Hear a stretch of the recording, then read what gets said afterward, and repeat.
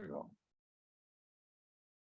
All right, so the fourplex in Tyler. This is a funny story.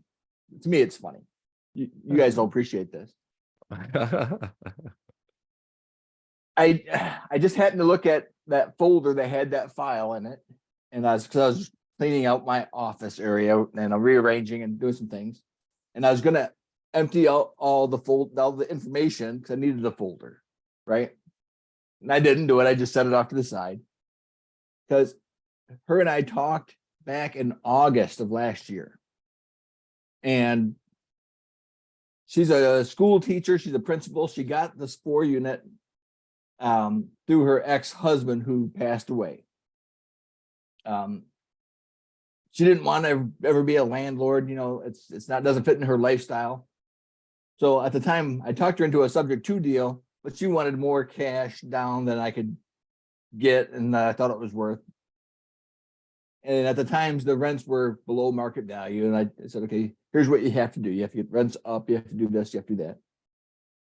Long story short, right? And we kind of left it as, you know, there wasn't a deal for me. It wasn't quite there for her.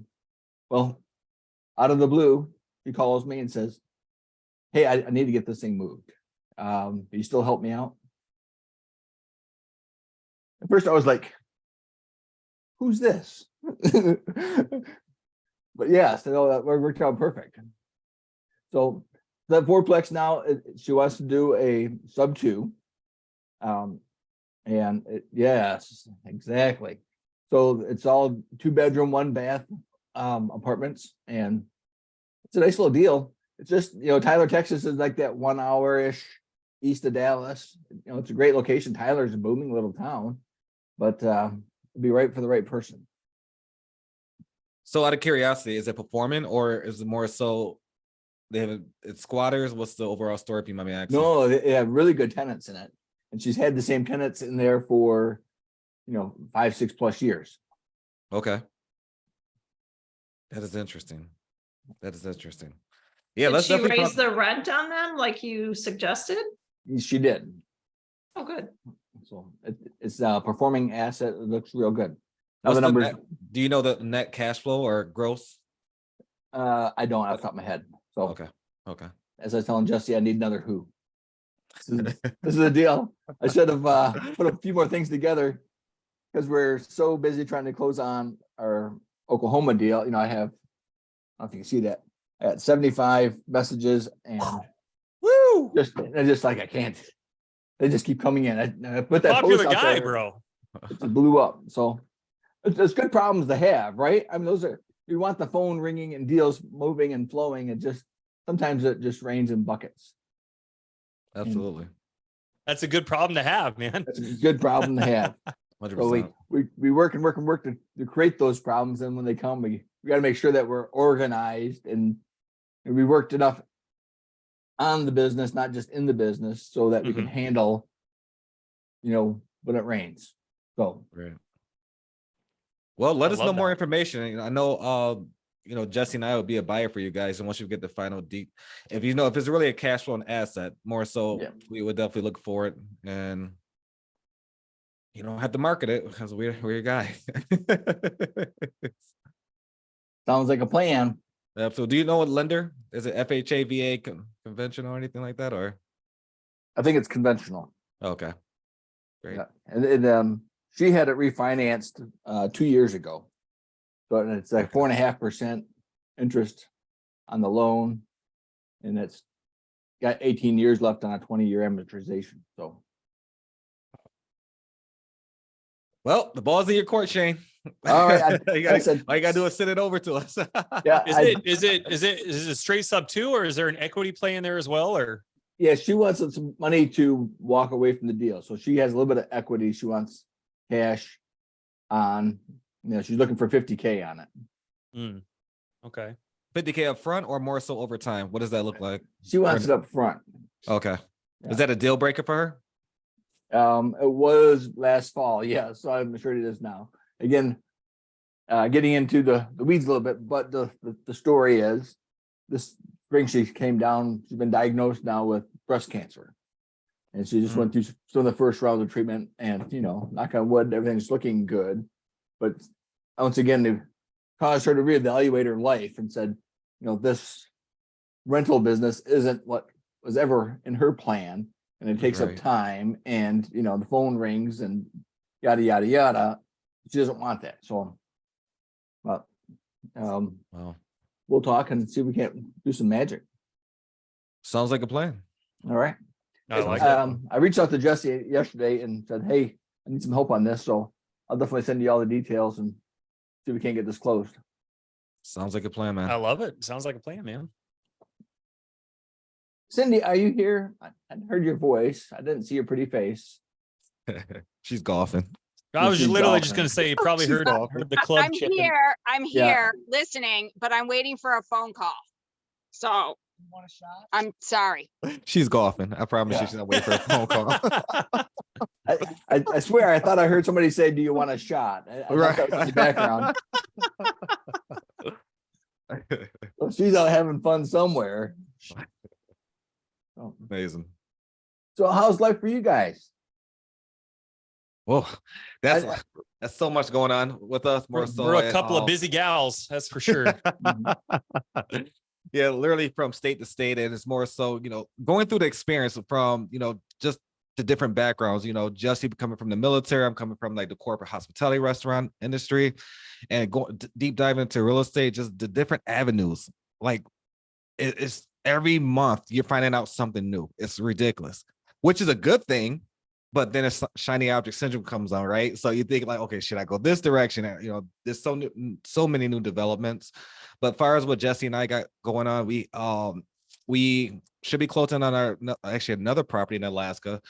If it's not next Thursday, it should be the following Thursday. But we're closing on that bad boy. Then we got a couple of things in the works. We're working on some commercial stuff as well, and that's going to be pretty interesting. I don't want to spill the beans too much on that one. I don't want to jinx it, but that's actually going to be pretty interesting. We're super stoked about that.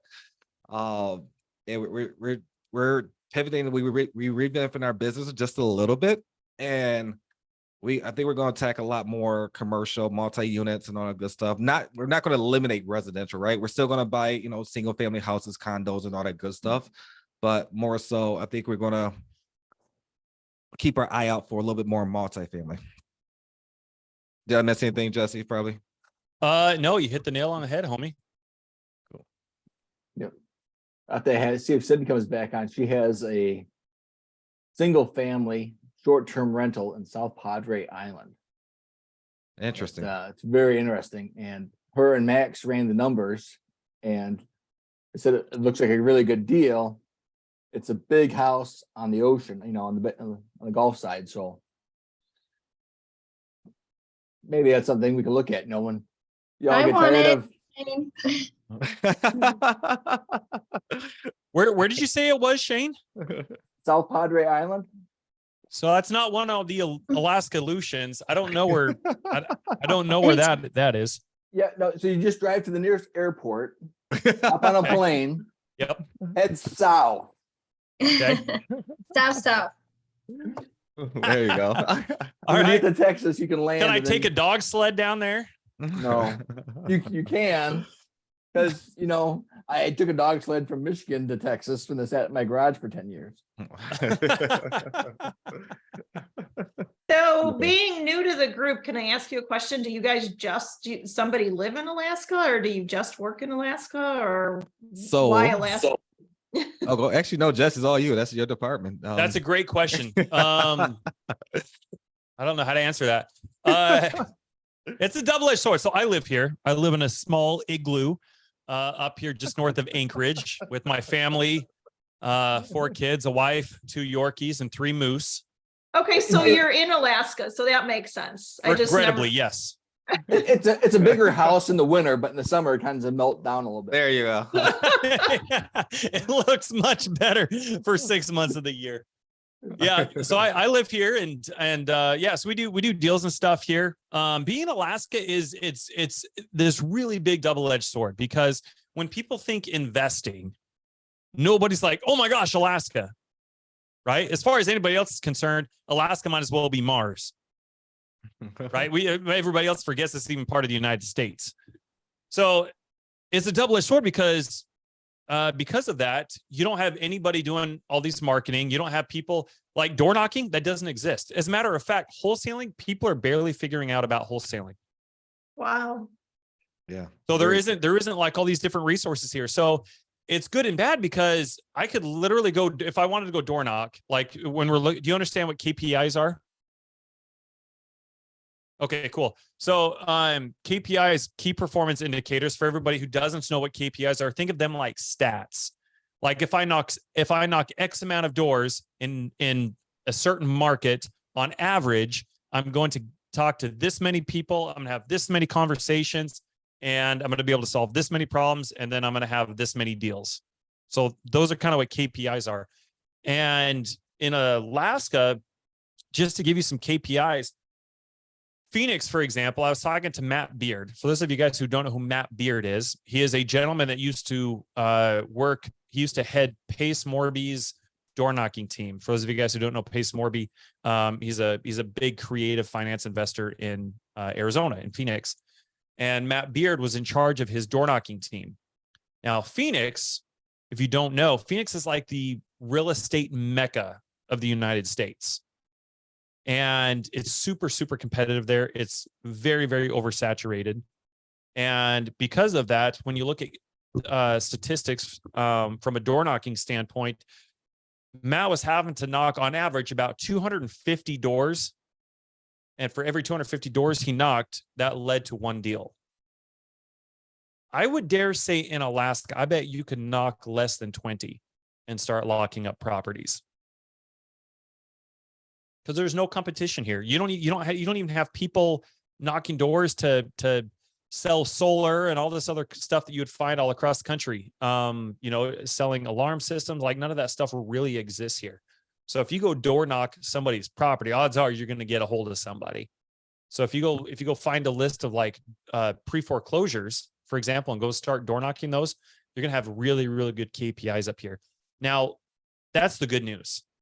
The bad news is that unlike Phoenix, where if you could individually lock up 60 deals a month, you would have enough buyers in Phoenix where you could legit offload 60 deals a month. Easy. You don't have that in Alaska. Did you reboot it? Beg your pardon? I'm on here, but it says fail to detect your I got it. speaker. Yeah. Please make sure you speak. I got him. Thank you. Look in the lower right All right. corner. Somebody gone roll. Do One you second. see anything with an Someone's gone orange rogue. dot? Is that Derek? I Yeah, can't. mute. There you go. We hear you, There you Derek. There you go. So the double-edged sword, right? You can go lock up 60 deals, but you don't have the buyers here. The people that are buying properties here are people that, they do everything themselves. They're really old-fashioned. They're legit 30 years behind the times. And I don't say that tongue in cheek. I don't say that exaggerated. They're still waiting to figure out Nirvana from the 90s is no longer a band. That's where we are in Alaska. I wasn't shitting you. We have dog sleds here. People have barely figured out what the wheel is. So actually, Chris and I, on some of the deals that we're working up here, we just figured this out, talking with one of the local realtors. The title companies here, and Chris, maybe because of your oversight in our company with the paperwork and the TC side of things, maybe you can elaborate on this a little bit better. But Justin was telling us that the title companies just recently, if I heard him right, got the ability to do digital signatures. Correct. That is correct. Up until I think it was this year, like just recently.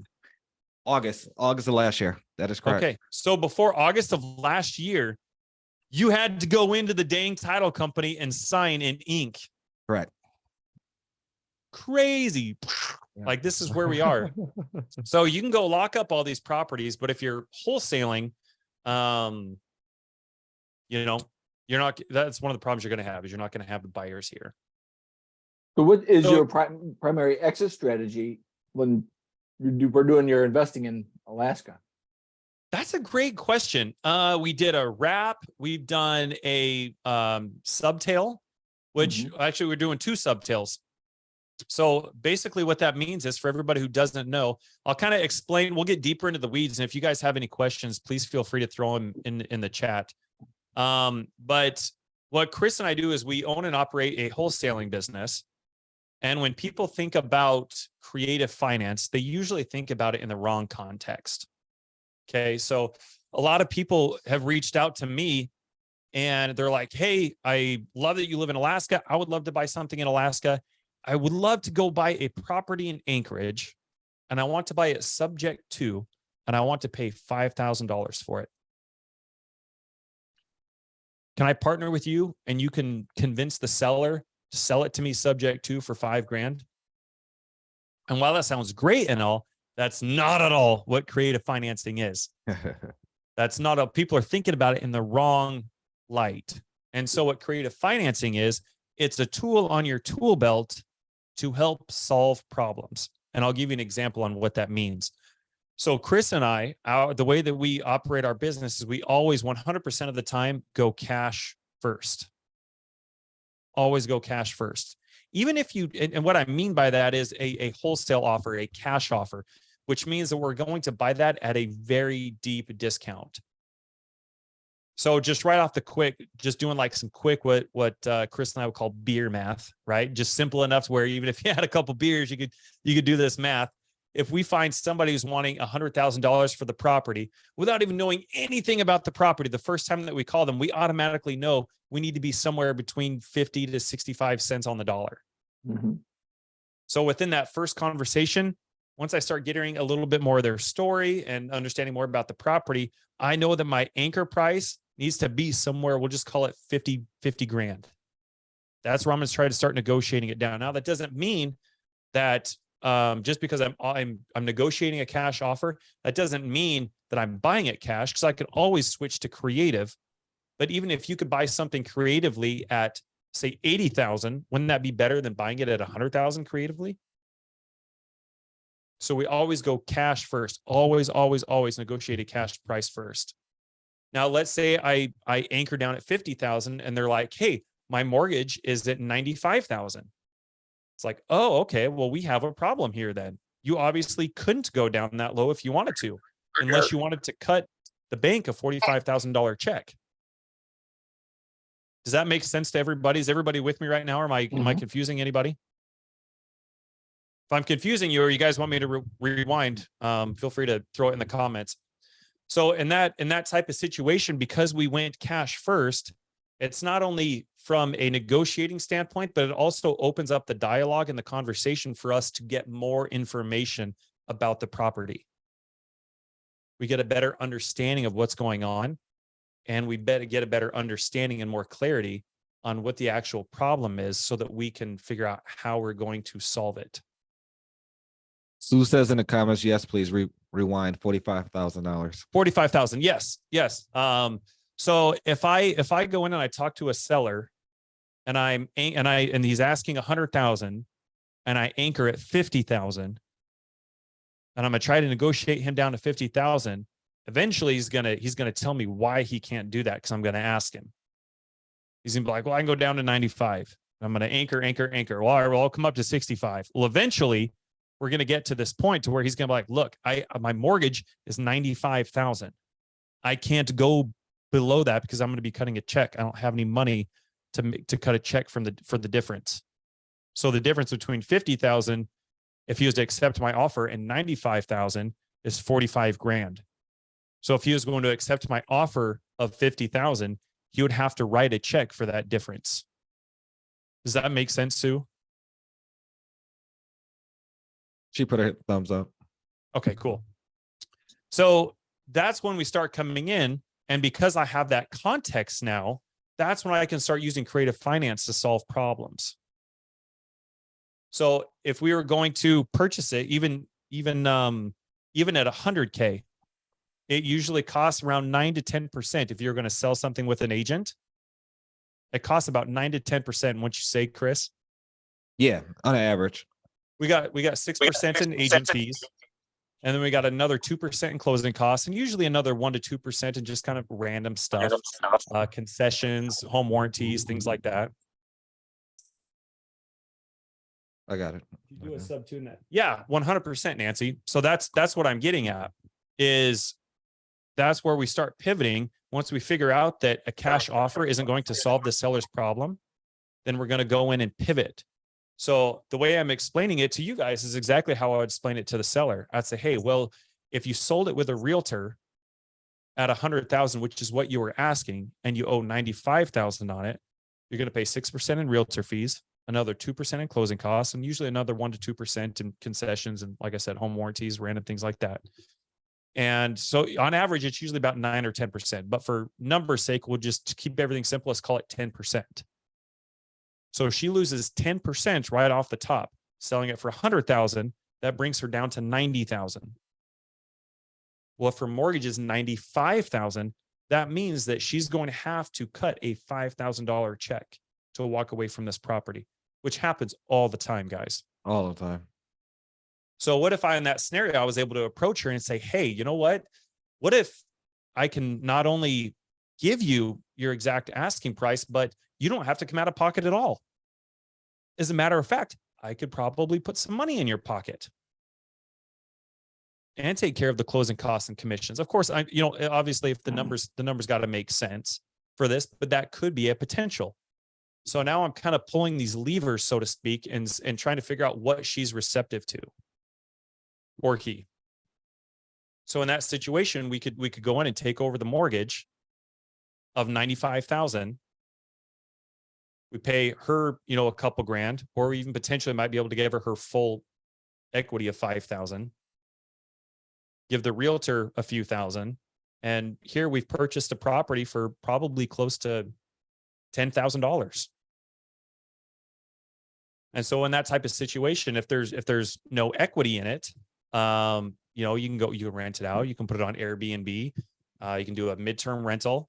You can do a lease option. You can wrap it, which is actually what we ended up doing with one of the condos that we purchased in Anchorage, because we ended up wrapping it. But does anybody have any questions about that? Or I know I want to make sure that, I'm kind of going chronologically and you guys are kind of gaining a fundamental understanding here. Or Shane, was there anything that you think I should clarify? Or Well, now the question I get asked quite often is on that scenario, Mhm. for someone who's just starting out, and let's say they kind of have that conversation and they got it down to where, all right, for $10,000 in the sub 2, we can have control over this house. Where do I get the $10,000 from? If I don't have that's a it, fantastic question. where do I get it? That's a Is it great, for- Chris, why don't you go ahead and take it away, bro? Yeah, absolutely. So you don't have to have a single dollar to purchase real estate. A lot of people don't realize that, especially going into real estate. They really first thought process, oh, let's get our real estate license, right? That's not the case. Jessie and I haven't, I just thought about it. Out of all the properties we own, we haven't spent a single dollar. Not a penny Great from job. our own pockets. Yeah, absolutely. So initially, there's many ways you can look at it. You can get a private money lender, and that starts with relationships, networking. Like, I'm pretty sure there's probably about $500,000 in this, about 22 of us right now, that we could probably with JV work together, deals and all that good stuff. So essentially, there's a lot of opportunity out there.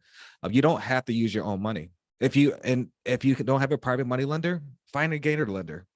And if those who don't know what gator lending is more so specifically a short-term method of lending. Whether that's 30 days, 60 days, whatever that specifically may look like, or find a lender to actually partner with, find an individual, I should say, to partner with you and stay in as an equity partner on the deal. There's a lot of different ways you can do it, especially with creative finance. There's so many different ways you can do it. So there's definitely endless. So that's what I don't, because that actually was my biggest thing when I first got into real estate. Like, why, how,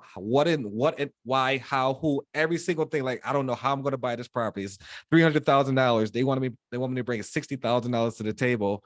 And specifically knowing what I know now, I don't change anything in the past, right? I don't ever regret anything. I always take it as a learning experience, but more so specifically now, there's no reason why we can't buy a property. There's no reason. There's absolutely no reason. Unless we just don't want it. We don't want it. We just assign it out to someone else. But But there's really, the sky is the limit, and that's what I have to change my mindset, and more so I'm growing on a daily, a monthly basis, just in the spirit of the real estate and just myself as well, right? And realizing so much opportunity out there, and having a belief 4 years ago that it was only one way of doing things, not just with real estate, but just in life, like as people would call it, the white picket fence thing, doing the 9 to 5. That was like, you had to have the American dream is the wording that I was raised on. The American dream, do the 9 to 5. You got the kids, the wife, you got the white picket fence. You have all these different things. You're living in, the perfect world, 2-car garage, big house, but making whatever that looks like, $60,000 a year, $100,000 a year. At that time, transparently, I think I was making like $65,000, $70,000 a year in the corporate world. And you couldn't tell me nothing at that time. I thought I was making so much money. It was that mindset. But going into real estate, imagine making $60,000 a month. Not a year, but a month. That's like that's to be transparent. That's 2, 3, 4 times somebody's salary. And making not just 60, 70, imagine making $100,000 a year. A month, or whatever that looks like. And it just, my mind switched immediately. And that's where, Jessie and I, we developed our business, try to be strategic, like what we're going to really do, laser focus on just more so one thing at the specific time, like building this business out. Okay, what's the next step? Who we're going to bring into our business to actually facilitate this other part of the business, or what. It's just so many different aspects. But to bring it back on home, He's been hanging out with me too much. Yeah, right. When it comes to private money lending or the $10,000, you don't need to bring your own money to the table. Network, ensure that you're working with the right individuals, and especially our community.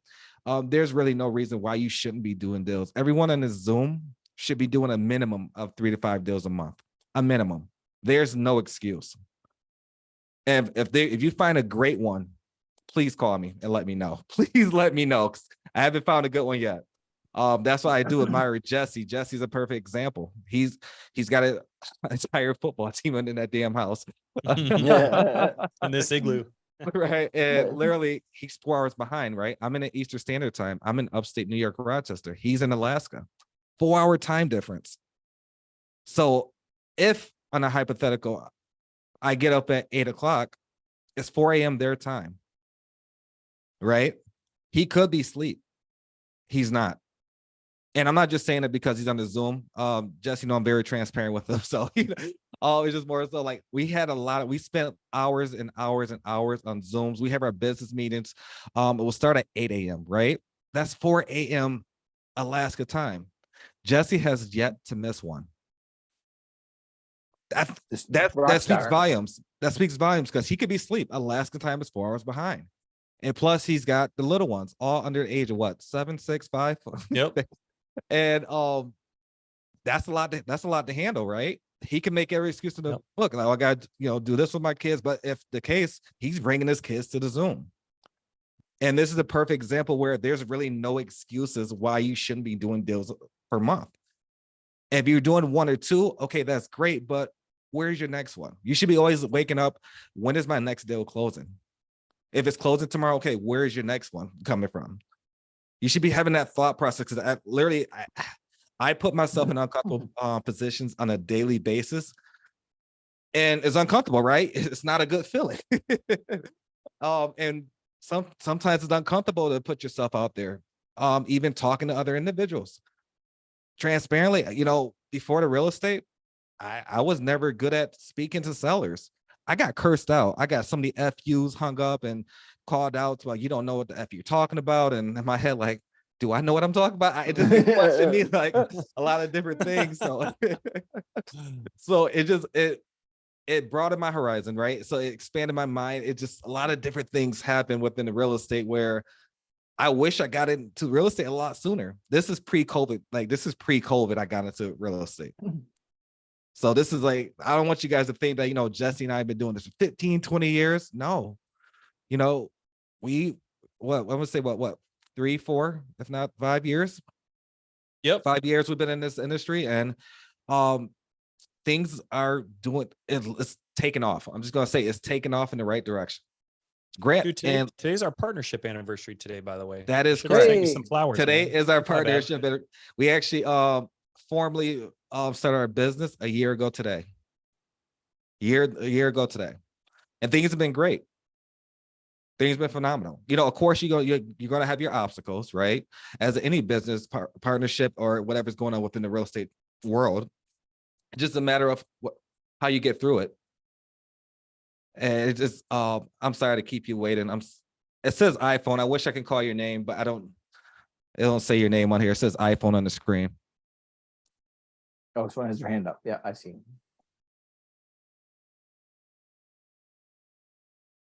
Are you Go ahead. referring to me? Yes, it says iPhone. I don't have your name on there. I'm sorry, it's Barbara. Barbara, nice Barbara. to meet you. Barbara, what's going Nice on? to meet I didn't you. mean to keep your hand up for so long. That's okay. That's okay. I was interested in what you were saying, because when you said I should be doing this many, I just started 3 months ago in the RING program. I don't know if you guys Okay. know of RING, Women's Real Estate Investment Network. Absolutely. I haven't did a deal yet, but I'm still working on it. My question is, and the lady, when someone asked the question on the chat, do you buy in California? Because this is the hardest place, I think, on earth to get people to give me a 70-cent deal. I They disagree. look at me like, are you serious? For real? Barbara, I Yeah, disagree. Respectfully, I disagree. I know you do, but show me how to do it then. I love that. Absolutely. Okay, show me how to do it, because I'm willing to learn. Absolutely. So willing to learn. California is one of those states. Like, I live in New York. When I people, I'm just gonna be honest, California, New York, New Jersey, and South Dakota, those are 4 challenging states. Let's just call it how it is, right? Mhm. Because more so, we all know that it doesn't favor the landlord, it favors the tenant. That's Right. rule number 1. 2, depending on where you locate, like for instance, New York, we technically don't have title companies. You have to use a minimum of 2 attorneys to facilitate a transaction. California, a mutual release state. So essentially, if you got, on a hypothetical, you put $10,000 into escrow, Mhm. they're not going to release that until the seller signs off on that as well. So there's a lot of Okay. nuances versus Florida. You don't really need the seller to sign off.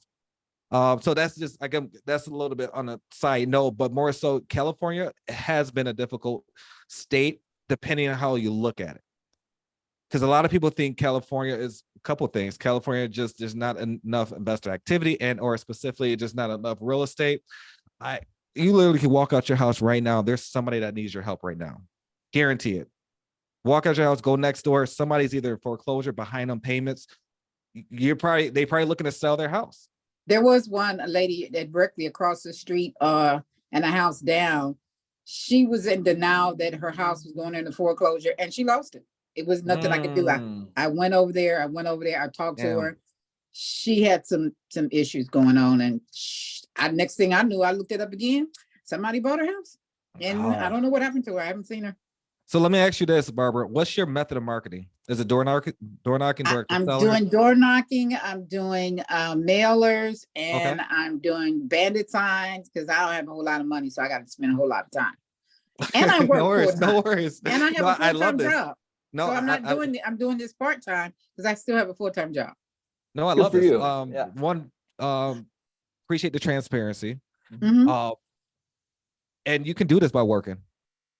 You can Yes, I definitely do can. it. You Yes, 100%. I can. And I love that you're taking different alternatives and try to like get it out there and try Yeah. to keep your overhead low. I think that's Yeah. phenomenal.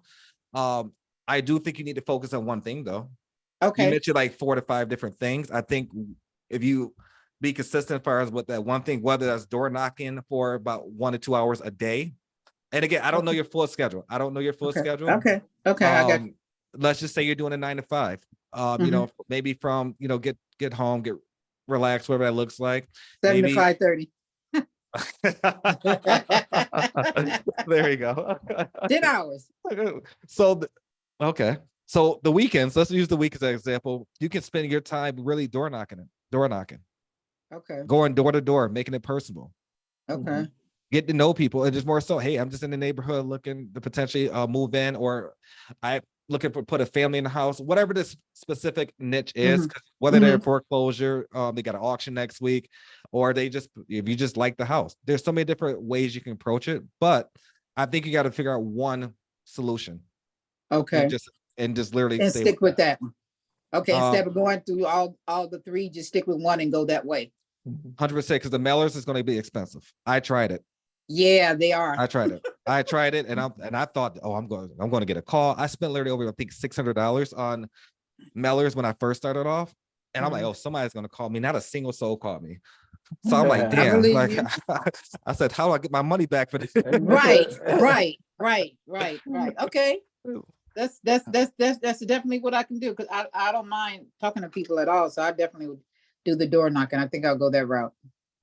And Thank you. No also, one told me that. no, absolutely. forget that. If you don't have time to do it, you can find somebody else who does have time. If you're working between that 7 to, I think you said 5:30, if I'm not mistaken. Yeah. If you're working during that time, partner up on the hypotheticals. If I was in your area, call me, say, hey, Chris, I'm working, these days a week. Can you go door knocking at these specific addresses? And then we can just Okay. split it in JV, joint venture, Okay. and split it down the Uh-huh. middle, 50-50. So Okay. there's a lot of different ways you can do it. And you're not left alone. You're not left alone. Yeah, I know. I know. Thank you. Yeah, you're welcome. I think Chris gave phenomenal advice. I think the problem with real estate is there are too many ways to be successful at. Any one of those ways that you're doing Mm-hmm. is going to work as long as Absolutely. you're consistent with it. Yes. The problem is that doing all of them will be the one thing that keeps you inconsistent. Inconsistent. Exact. Yeah. See, So- now when you say it like that, when you say it like that, when trying to do all three will keep you inconsistent, that's cool. Thank you for that. Thank you for that. Yeah. Appreciate you're that. There you go. There you Yeah. go. Well, I'm gonna be door knocking. That's the only one I'm doing. I think you can even make it easier. I think Chris gave phenomenal advice. If I was in your shoes Mhm. and I was working that long of hours during the day, just to Mhm. give you something, not saying you have to do I'm this. at I'm just work trying right to maybe now, dot out actually. a couple different ideas on what you could do. But if Uh-huh. you're going to go door knocking, you work, was it 5 or 5:30 you get off? 7 to 5:30. Yeah. 7 to 5:30. Okay. So when are you going to start door knocking? Well, right now it's not getting really dark, so I would have to door knock like from 6 to 7. Around 7:30, starting to get dark. Okay. So is it 7 or is it 7:30 you're going to commit to? I can commit to 7:30. There you go. Oh yeah. Okay. So you got an hour and a half. So I Yeah. would start start putting a goal of how many houses you want to door knock. Don't just And door then, knock until 7:30, but a goal of how many you're going to hit in 7:30. So you can start keeping track of what's working, what's not working. You can start predicting how long it's going to take you before you start getting this deal. If you start tracking it this way. Okay. Okay. Now, with that being said, at 7:30, there's a couple different things that you could do. I think you could do what Chris said. Maybe go find somebody else and say, hey, I want to partner with you. What I don't have is the time. Mhm. I understand you have a lot of time. So here's what I propose. I'm going to go door knock 10 houses or 20 houses, however many you can do in an hour and a half. Mhm. And of the people that I get a hold of, I'm just going to send them your contact information. And when you wake up tomorrow, everyone's going to be hitting you up. And I want you to be able to take those calls. And then, you guys figure out a schedule Follow up where on 'em. they take the calls and all you got to do is door knock. And then you guys figure out, maybe you touch base once you're done door knocking at 7:30, maybe you guys line up a time to say, hey, who all contacted you today? What are the next steps? What do they need? How do we move this thing forward? But That sounds good. leveraging That other sounds people good. are just, it's the fastest freaking way. Everybody wants to do it themselves. And Yep. it is the slowest damn way to do anything. Okay. And thank you. That's cool. Thank you. We got You're welcome. Lynette, Cindy. They're on their comments right now. I believe they're near you. This is a perfect opportunity to squat up with them and door knock together. A lot of people in What? California have. And Sue, thank you. Appreciate that. Okay. Thank you. Lynette Perfect. Oh, that's Robinson. even better, man. That's even better. You got people right here that you can go JV with, Yes. do things with. And so if you can stay consistent with one thing and focused on one thing, and you've got your role and you can go bring somebody else into your business who either brings different value, whether that's knowledge or time or whatever, leverage that.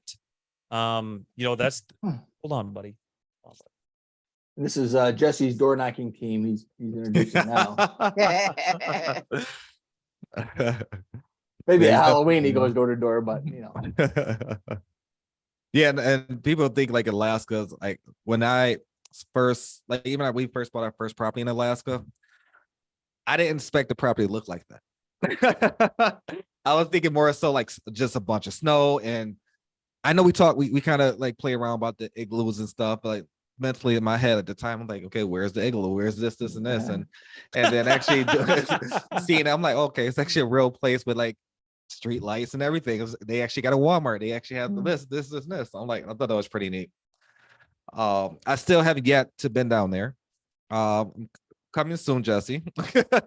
We do hunt moose and caribou up here, but I do go to Walmart to get my produce like everybody else at the same time. There you go.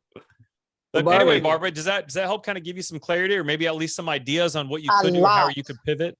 Okay. A whole lot. Thank you. Thank you both so much. You're Yep. more than welcome. Absolutely. and stay in touch with us and tell us how you're doing. I 100%. definitely will. 100%. They told me to, one of the coaches told me to do the KPI and make sure I keep up with that because they want to see it at the end of the month. Beautiful. Well, you'll have some KPIs to share with them. Yes, I will. Thank you. Thank You're you. welcome. Hey, remember because you also mentioned when 70% doesn't work, that's when we make that pivot, right? That's Yes. when we can go creative. Yes. Again, Yes. who, not how. Yes. That's why I'm keep listening to you. Go ahead, continue. Go ahead, continue.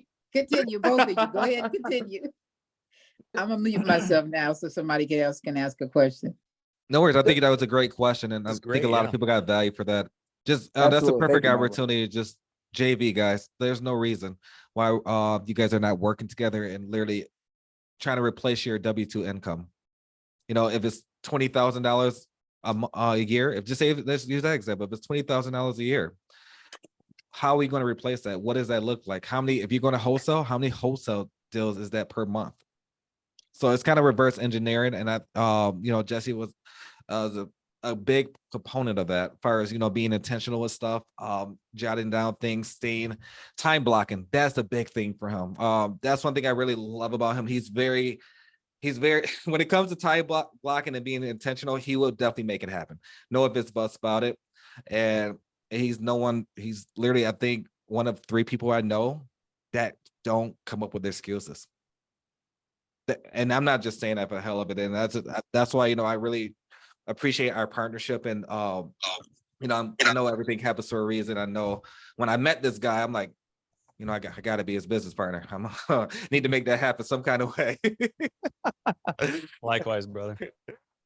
So, Definitely appreciate it. Go Barbara, ahead. I love her energy and her enthusiasm and her hustle, right? Oh yeah, absolutely. But one of the things that came up too is as you're focusing on what you know and your one path, and if that 70-cent deal doesn't work, but the seller is open to some ideas, rather than let the deal fall apart, is there somebody that has other options that work that you can turn to and say, this is a warm lead. It's not a done deal yet, but there's potential here. I just don't know how to close it. Yeah. So you take a look at it and see if we can find some gold in this deal. Is that something you guys can offer her and to say, get on the phone with this person and to say, okay, I know a 70% cash deal doesn't work, but what else can we Oh, that do? would be awesome. Absolutely. So think about Jessie and I, we love hopping on Zooms with sellers and even the agents. We've taken it to Zoom now. It's no longer a phone call. We've gotten into this thing where we're bringing it on to Zoom, and it's honestly, it's been neat. It's been fantastic because you get, especially when you get sellers involved or agents involved. Yeah. Because they're like this. Are there any agents in here?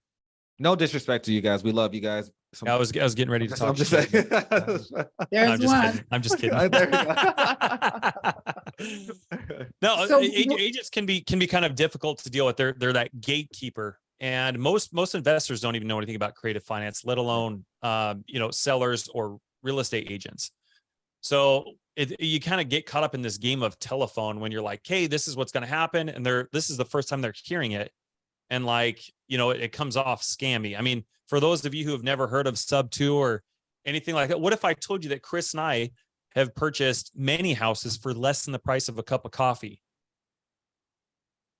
Does that I'm sound moving to scammy AF or what? I'm moving Right. to. Well, these weren't even in Alaska. I don't think I'd make it. I don't like the cold.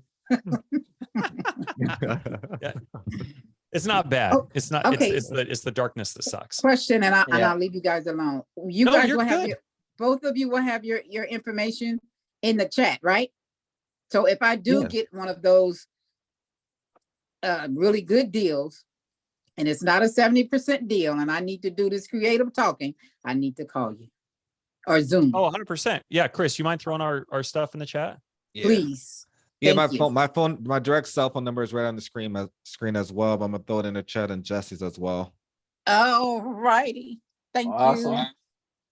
Let's see. I'm so glad I got in this call. Usually if I'm in my office, I'm working from home today, I wouldn't be able to do this. And when she sent me the invite and I said, I'm not going, I got to do something. I'm working right now. I'm not going to get on the call. Some say, go ahead, it's 4:00. Push it, join.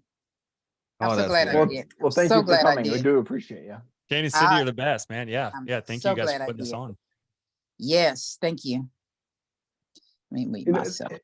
And just this kind of takes me back to something that you and Chris brought up, and not to have something that gets us inconsistent, but sometimes people need a little help getting leads, right? Getting out and getting motivated. Talk about the challenge that y'all are working on this next couple of weeks. Jesse, you want to take that away? Yeah. Yeah. We'd love to.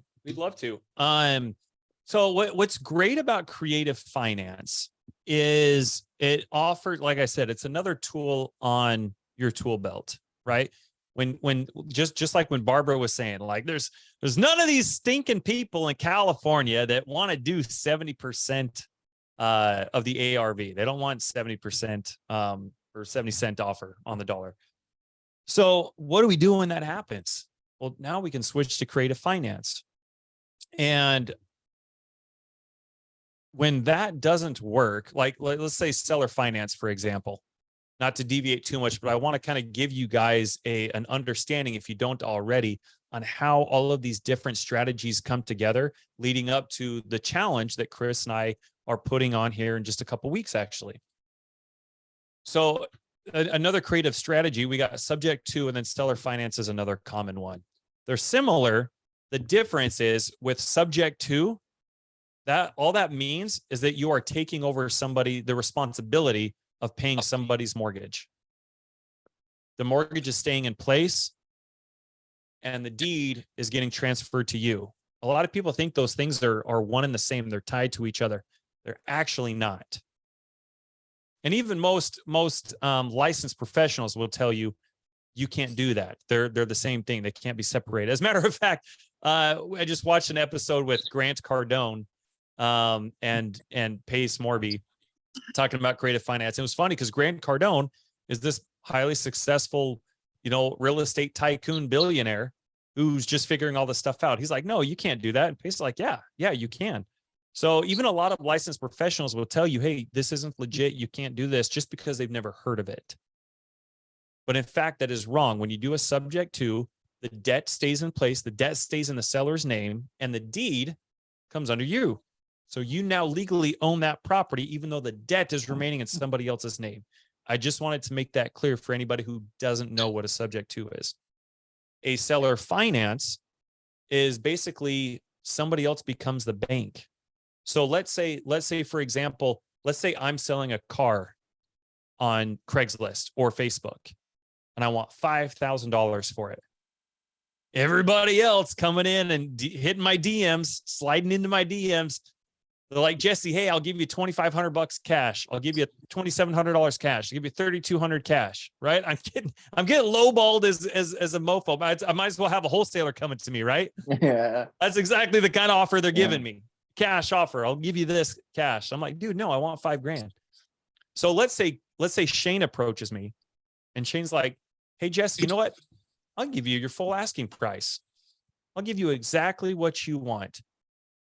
All I ask in return is that you give me terms. And what that means is when we talk about terms, we're talking about what would be a down payment? What would the monthly payments be? What would the interest be if there is any?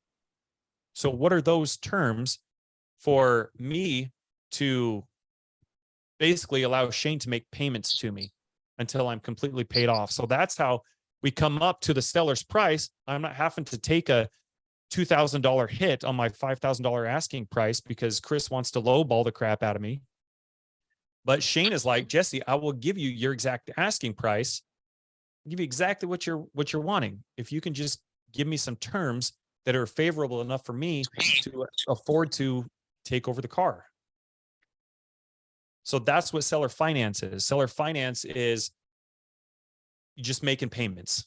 There's no mortgage in place. The bank isn't involved. It's already paid off. So I own this car free and clear. I'm selling it for $5,000. Chris is lowballing the hell out of me. And Shane is like, Jessie, I'll give you $5,000. Let's just structure something to where I make monthly payments to you. And then that way, over time, you get your exact asking price. So the value for me is pretty clear. I mean, maybe I could even charge Shane a little bit of interest. So at the end, I'm not making $5,000. Maybe I made $5,500. Maybe I even made $6,000, depending on what those terms look like. The benefit for Shane is he doesn't have to go to the bank and go get a loan.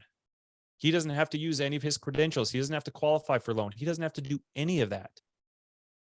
So he gets to come to me. Let's say he gives me $1,000 down, and now he owes me $4,000. And let's just say the payments between us are $100 a month.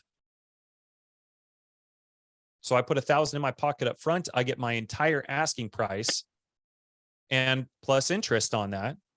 And then the benefit for Shane is Shane's got a car now that he can go do whatever. He's going to work. He can even throw that on Turo and make $1,000 a month on Turo, or $2,500 or $5,000 or whatever he makes off it. And then he just pays me $100 a month. So I just want to make those distinctions really quick. Those are the difference between subject to and seller finance. Again, subject to is when there's a mortgage in place and you're not assuming it. Yep. That's about the date, the mortgage is staying in that person's name. So what is And an you're assumption, taking Jessie, for those that don't know? Great question. So an assumption is like if Chris had a mortgage and I was going to assume it, that means that I would have to go to the lender and I would actually have to show proof, just like if I was going to go get a regular loan. I've got to qualify for that loan. I've got to show that I've got income, that I've got stability, that my DTI isn't, over a certain number, anything like that. I would still have to qualify for that. Now, the benefits to doing an assumption is interest rates are high as hell right now, right? 6, 7, 8%.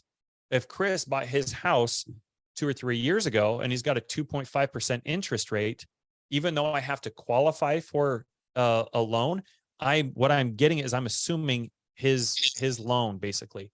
So if he owes 28, if he's got 28 years left on his mortgage at 2.5% and his PITI is $800, even though I have to qualify for it, I get the same terms that Chris does. I'm basically taking his exact loan and terms and I'm assuming them. So now the debt is in my name. So I just want to make that distinction. And thank you, Chris. That's the difference. If I assume somebody's loan, their debt is coming into my name. I had to qualify for that. I get their terms, which is great, but I had to qualify for that. I have to go to the bank to assume it. With a subject to, I don't. Okay. Sub to the debt stays in the original debtor's name. Yes.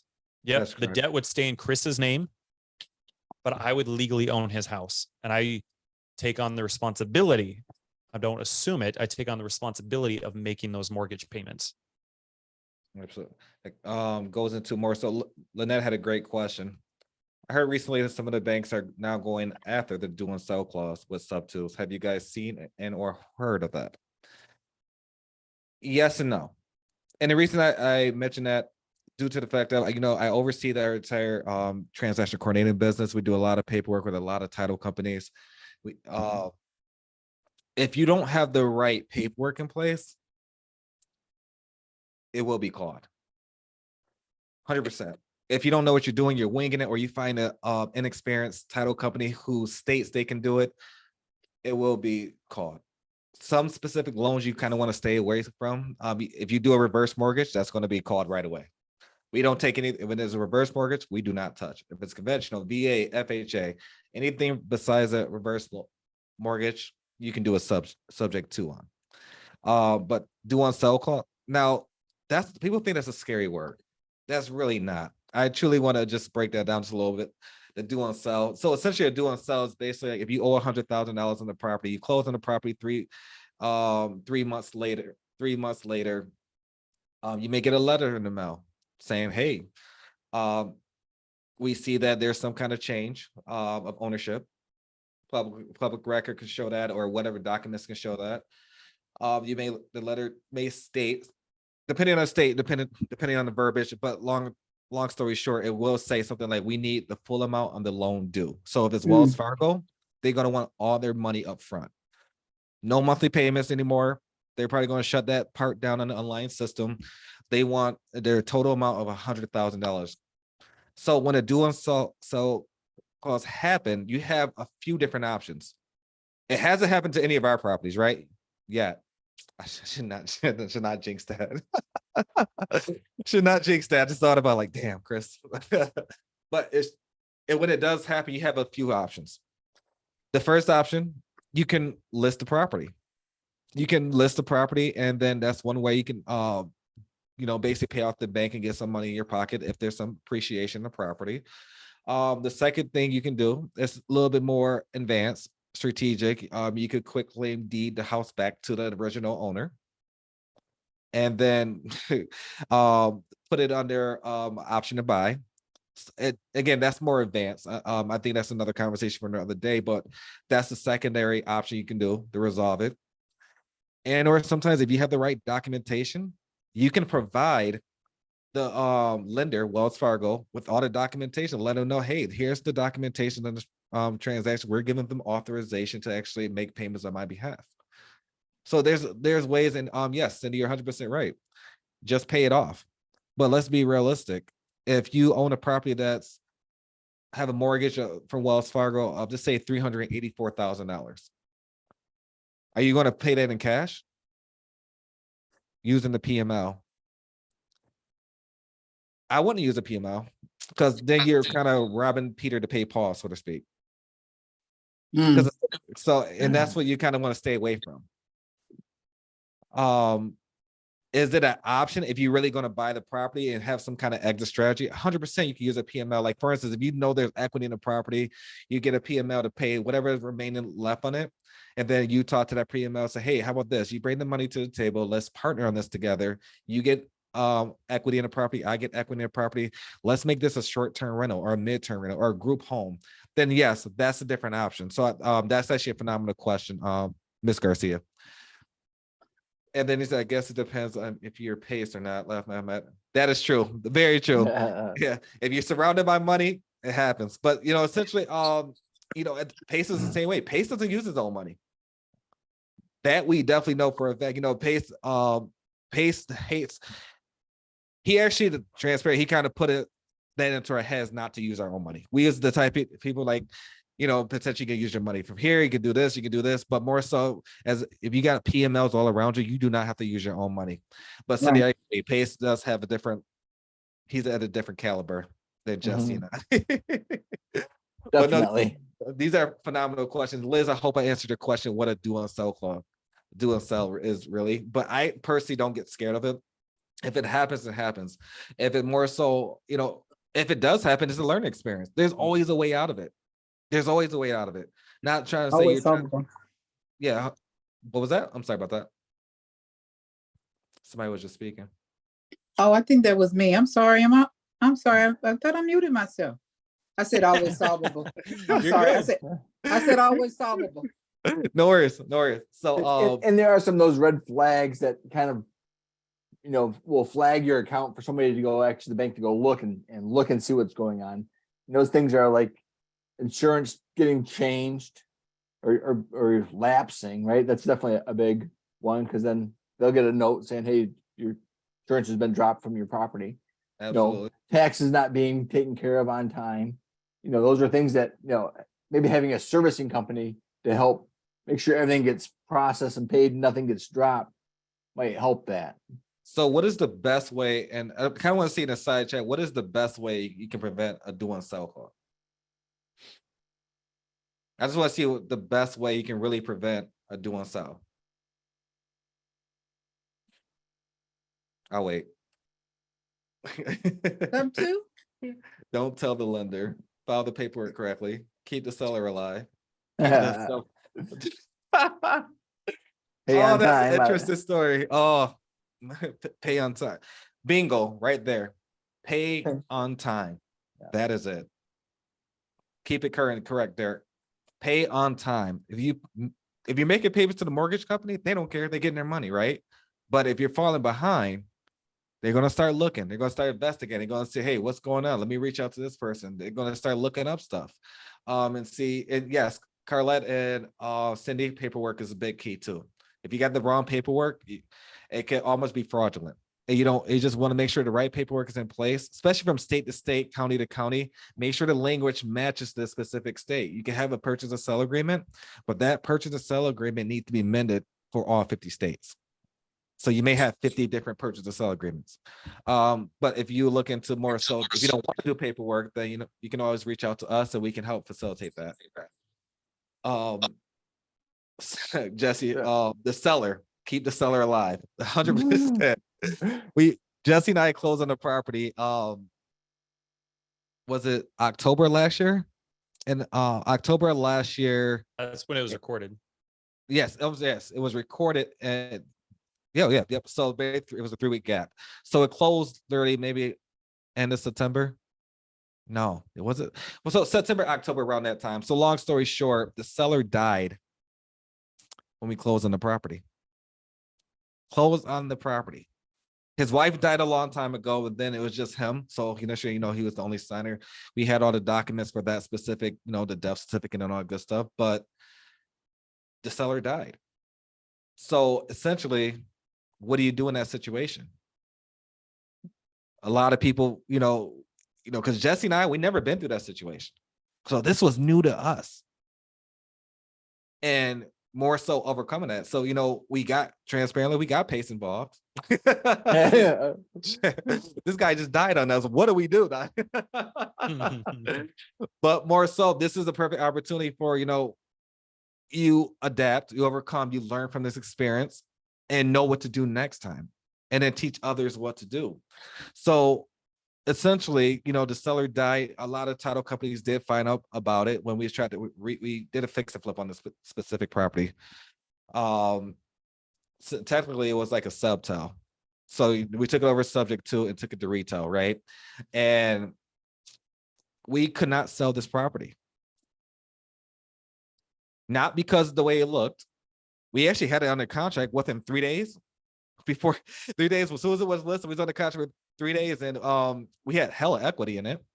And it's just a fact of the underwriters and the title companies, as Jessie said, they're behind times. They got to do the proper way. You got to do this, you got to do that, right? So we had a buyer ready to move forward. 100%, it appraised at what we thought it was going to appraise at. I think it was like 305 or 310. I can't remember exactly what it was, but we had about $150,000 tied up that belonged to Jessie and I. Right? So essentially, that money's sitting. What do you do in those situations? Do we go through probate? When someone die, the first thing in your thought process, go through probate, right? But in this case, a lot of different investigating went on. We had to talk to attorneys, we had to talk to other real estate agents, agents, and also talk to PACE and see exactly what the next steps look like. And then finally, we got into RJ Bates. I'm not for sure if you guys know who he is, but RJ Bates and his business partner, we all came together, and literally specifically, they got it the way. We found a title company who we told verbally what was going on. This is the situation. We're trying to do this, this, and this. And then the title company guided us through what the next steps look like.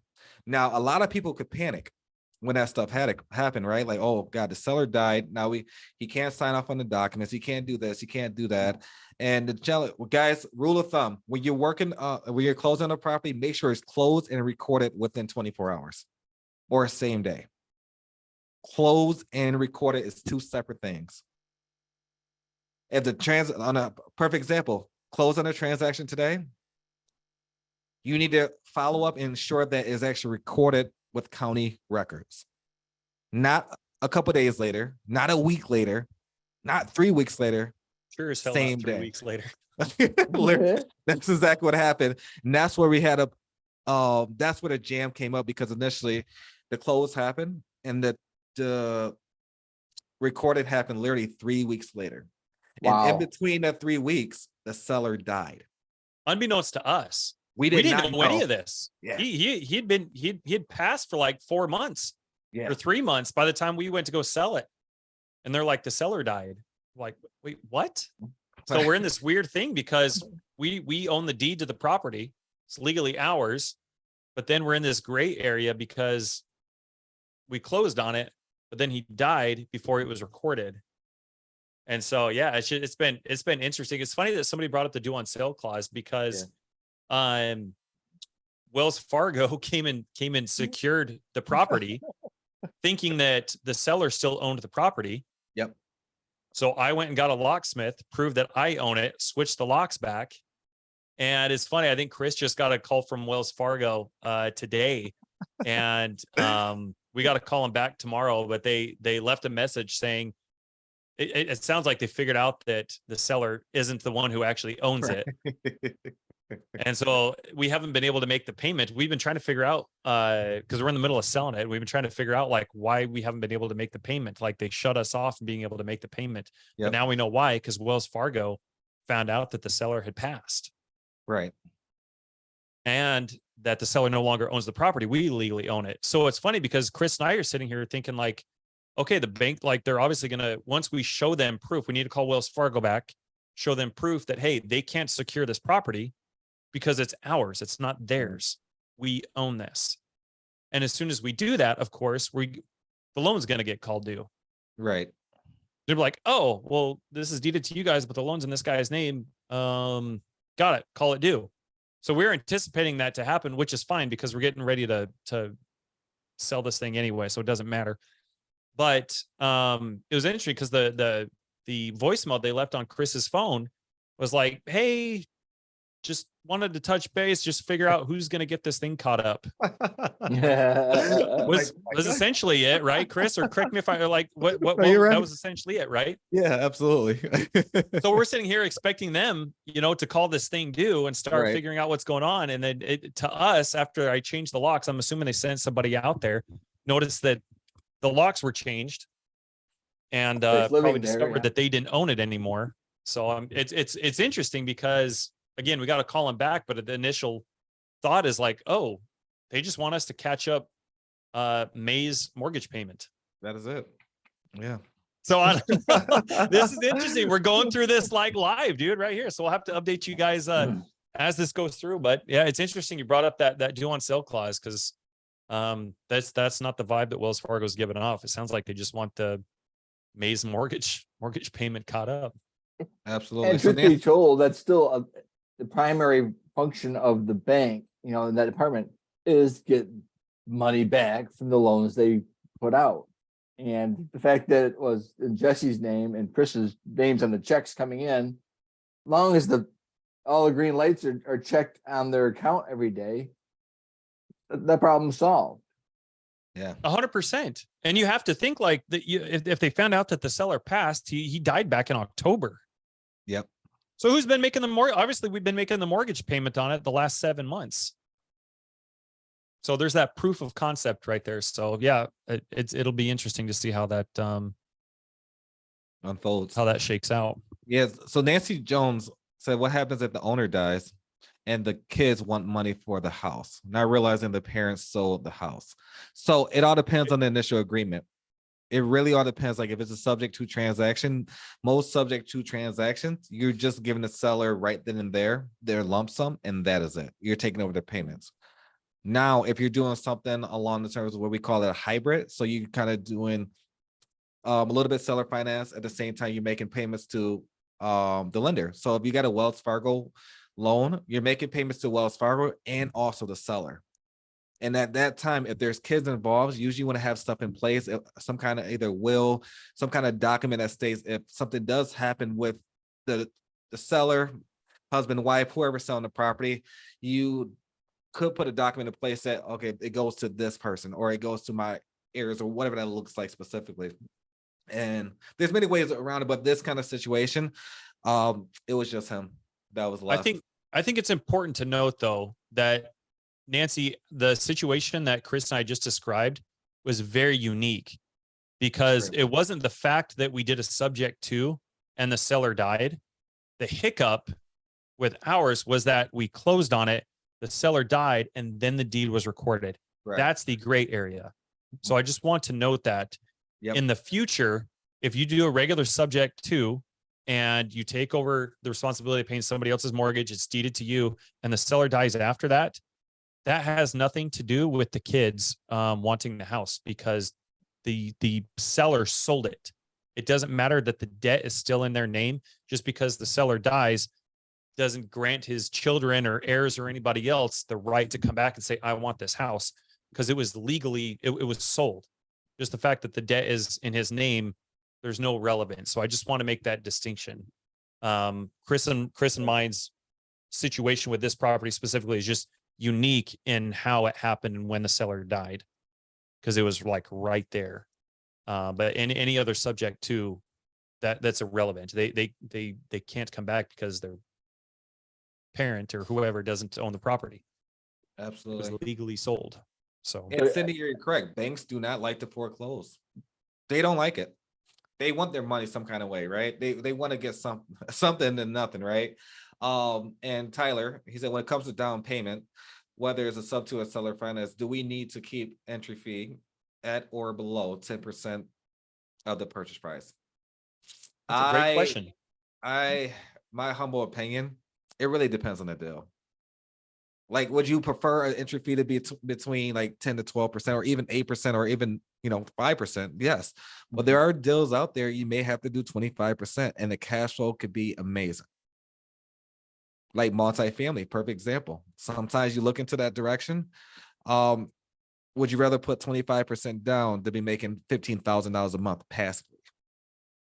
So there's a lot of, balances here, and it all really depends. But traditionally, like I know Jessie and I, we prefer those all day. Like single family houses, like 10%, not just at a purchase price. So that could be I just want to make sure I'm clear on this. So imagine a purchase price of $500,000, and you're bringing 10% of that, right? But a lot of people get confused with entry fee being just the purchase price. That 10% is easy skyrocket to 27% for a single family house due to the fact that you got assignments, you got holding costs, you have closing costs, you have acquisition, you have realtor's fees if they're a realtor, and that jumps up. And that's why I say it really all depends on the specific deal. Now, if you have an entry fee of 10% below, and includes all that, we buying that bad boy all day. No if it's a bust about it. And the higher that entry fee, when you go to find PML, it really kind of sometimes crushes that potential cash flow that was in the deal because you're paying it all back out in interest. So Absolutely. especially if you're using a lot of private money, you want to keep that entry as low as possible. 100%. 100%. It's important to remember when you're doing creative, a lot of people get caught up. I actually had a gentleman reach out to me today who was wanting help on a deal. And he was like, hey, I've got this guy, I'm underwriting this property right now, and then I'm going to go see if he's interested in, or he said he's comping and underwriting this property, and then he's going to go see if he's interested in seller finance. If he's not, then he's going to go give him a cash offer. So let me tell you why that's wrong. First of all, when it comes to seller finance or creative finance in general, it doesn't matter what the property's worth, transparently, guys. When it comes to creative finance, really, we're looking for cash flow. We're looking to make money on it. So this is an exaggerated example, but one that is relevant nonetheless. Chris, would you buy a property for $1 million if it was only worth $100,000? If the terms were correct on it? Yeah. And explain why. So the reason It why, sounds, because it sounds really backwards, right? Yeah. right, but- it sounds backwards due to the fact of cash flow. Cash flow is king. You got tax write-offs, right? You can use so many different things you can do. You got depreciation, appreciation. And now the deal wouldn't make sense if, you know, as he said, terms is key. The key word was terms there. You have the correct terms, it's phenomenal. So in that situation, I'm hoping there's no balloon. No 5-year balloon. Yeah. No 5-year balloon. But the key word was terms. If the terms are correct and you can really cash flow well, why not? Right. Why not? So this is going to be an exaggerated example, guys. But what if the terms on that $1 million purchase, and the property is only worth 100,000? What if the terms on that was $1 a month for 1 million months, and you go rent that thing out for $1,500 a month? We're Buying cash it all. flowing $14.99 gross. Right? So that's what we're talking about. Again, an exaggerated example, but one that applies nonetheless. So with creative finance, and especially when you're talking to a lot of these sellers, where they're like, man, no, I'm not going to take a 70 cent on the dollar hit. Depending on once you need to get a fundamental understanding of why that doesn't work. Because once you start understanding that problem, then we can all come together and start trying to solve this. And for a lot of people, just inherently, they are looking for a price because they want to feel like they won. Right? Mm-hmm. When you go to a car dealership, no Sometimes rhyme or reason. That list price, right? That number is stuck in that seller's head, and, Yep. and they want to get that. They saw it on Zillow, or the neighbor across the street got that 2 years ago when the market was on fire. They have to have that number. Well, let's talk about terms. I'll give you that number if you can meet me with terms that work for me. Absolutely. Yeah. You hit the nail on the head, Shane. Yeah. Tiffany, what's up? Yeah, I so I had a question about that because I had a seller who was willing to do seller finance. However, he was basically wanting his terms, right? So he wanted a property at 550. However, it was kind of a multiplex, not really, but one was a single family. Behind it was an apartment on a garage. So you had 2 properties on one lot. He wanted I think it was 550. However, he wanted 20% down. So that was 100 and some. Anyways, I couldn't figure out how to make his numbers work because I was every time I kept coming up with negative cash flow. Mm-hmm. Because he wanted the 20% down. Right. And when at 6% interest rate. Okay. So what I would do in that situation is I would first and foremost, I would try to get a better understanding of why does he need that money? What is he trying to accomplish? It's not enough to just say, what are your terms? But why do you need that money? And I'll give you an example here in a second. So that's first and foremost. If you don't know, I ask a lot of people that bring me these questions. I ask them that, well, why do they need it? And they've never asked the seller point blank. They just give me some assumption as to why they think the seller needs it, but that's not the same. So we need to understand why does he need that first and foremost. And maybe you do have that information already, but then he just told me that he wanted to pay off his mortgage on it, plus have cash in his pocket. Why does he want to pay his mortgage off? Good question. Very good question. Okay. So think about it like this. This is how when you go to a doctor, Tiffany, and you say, my stomach hurts, does the doctor just prescribe you pills or medicine? Or does he take the time is he checking your breathing? Is he hitting your knee? Is he touching you and pinching you here and looking in your ears and your nose and your mouth and doing all these things? Does it hurt when I do this? Does it hurt when I pull here? Does it hurt when I touch this? Right? Sure. He's asking all these questions so he gets a very good, clear understanding and picture of really what's going on with your body, and to see if there's anything that's triggering it, or, you know, if it's related to anything else. So think of it the same way when you talk with a seller. We got to ask all of these different questions, and we got to pull all these different levers so that we have a real clear and fundamental understanding of what it is they're trying to accomplish. And I'll give you an example real quick. I talked to this lady, I think it was in North Carolina, and she wanted $350,000 for her property. And I was the 10,000th investor to call and bug her about it. She'd already Sure. had 999,000 other people freaking calling her before me, and everyone's offering her, you know, 200,000, 225,000, 227,000, 230, right? They're right around that 60 to 70% ARV.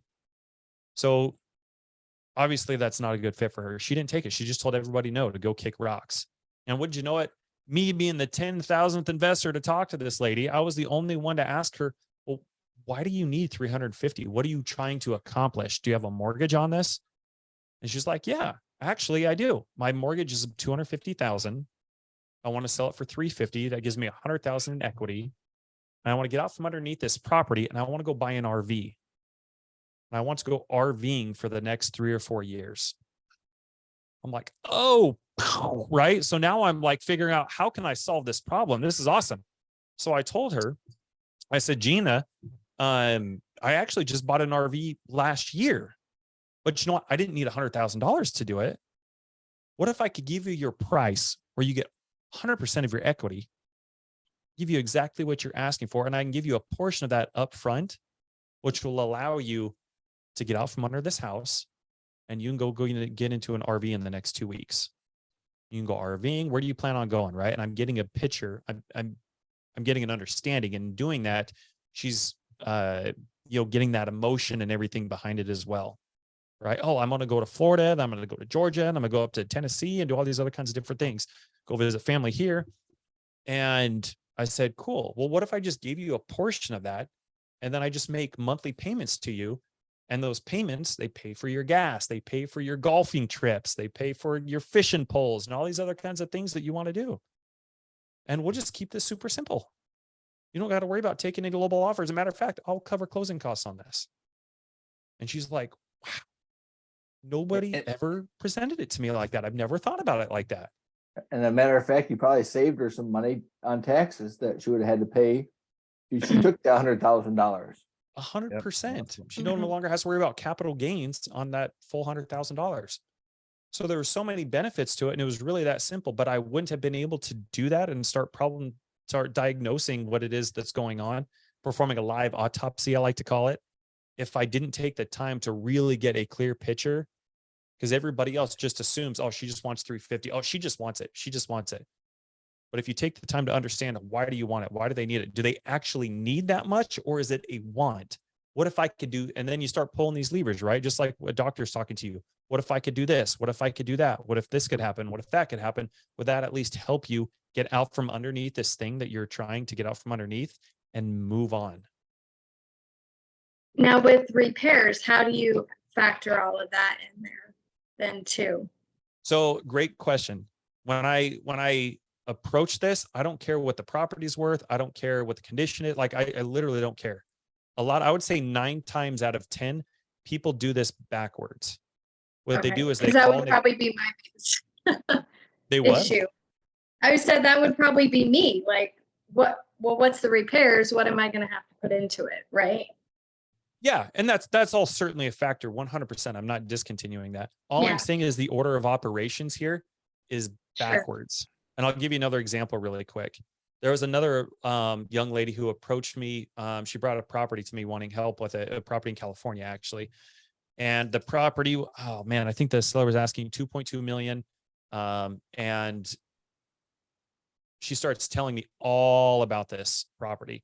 Starts telling me all about the repairs, the neighborhood, the neighbor's dog, the everything going on across the street, the development down the road. It's next to this, it's next to that. Here's the rental comps, the Airbnb comps, is like she's giving me all this information, right? And she's already told me that the seller will do seller finance. And so I said to her, I said, hey, well, what are the seller's terms? What does he want for a down payment? Let's start there. And in her thought process, she's like, Jessie, did you not just hear everything I told you? Listen, the repairs are this. I don't even think the property's worth 2.2. I'm like, hey, well, we're doing things backwards here. Go and ask him what he wants for a down payment. Really, we want to gauge what the interest is. Is there even a problem for us to solve here? Because if we ask him, say, hey, if I give you 2.2, what do you want for a down payment? Well, Tiffany, if he says 1.8 million and I will finance 400,000, do you think we're going to move forward on that property? No, I could go buy 1 million more properties with 1.8 million in cash. Why the hell would my lenders Chris would literally kill me. I deployed 1.8 million on one effing property. Right. You know what I mean? It'd be cheaper for me to go to the bank and get a loan, if anything. Right. Yeah. So if he comes back and says 1.8 million, then guess what? None of that other stuff matters. All that time that was wasted following up with the seller, trying to line somebody up to go get pictures taken, running all these different comps and looking at all this other kind of stuff. Time is money. We all have the same 24 hours in a day. You and me, the four of us, and everybody else in here, we got the same 24 hours a day that Warren Buffett has, that Grant Cardone has, that Pace Morby has, but somehow they managed to make millions and billions of dollars with the same 24 hours. And it's because of little things like this. We got to reframe kind of how we're doing things. So to get back to your point, Tiffany, all that stuff 100% does matter. We want to know that. But what most people do is they call the seller, they get information about the property, and then they're like, okay, let me call you back. I'm going to go run numbers. Let me call you back. And then now they get caught up in the day-to-day stuff. They got work, they got kids. They didn't get around to comping and running stuff that day. So they got to do it the next day. Once they finally get the information, now they're playing phone tag with the seller. So now it's a week before they get back with the seller, and all this kind of stuff, only to find out ultimately that the seller told them to kick rocks and that, creative finance isn't going to be a good fit for them. So they wasted an entire week of time on one seller when they could have disqualified them right off the get-go. Sure. Does that make sense? So if they say, yes, I am interested, how would this work? Then that's when I start going in. Okay, cool. Tell me a little bit about what you have going on. Can you give me some more insight into what the property looks like, for example? And then so I can start gauging their pain point and the problem they need to solve. And at the same time, in my head, I can start using what they're telling me about the property as a way to negotiate that all in one conversation.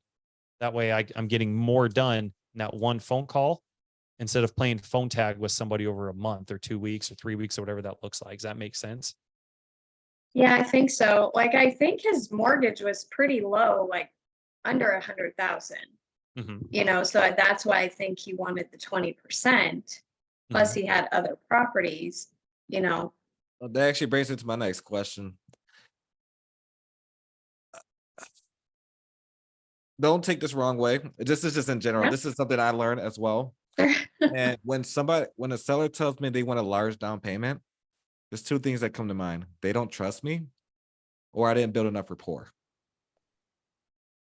Because you get a lot of sellers that say, well, actually, Jessie and a lot of people come to us, they want 60% down, or they want us to finance. It's just a lot of different things, right? And then as Jessie just told you guys, we got to understand the full story. And from what you're telling me, if he has other properties and he's operating at a higher level, those investors don't care too much about down payments. 1,000%, unless they're going to utilize the money for some kind of financial hardship to offset their other investment, their assets, I should say.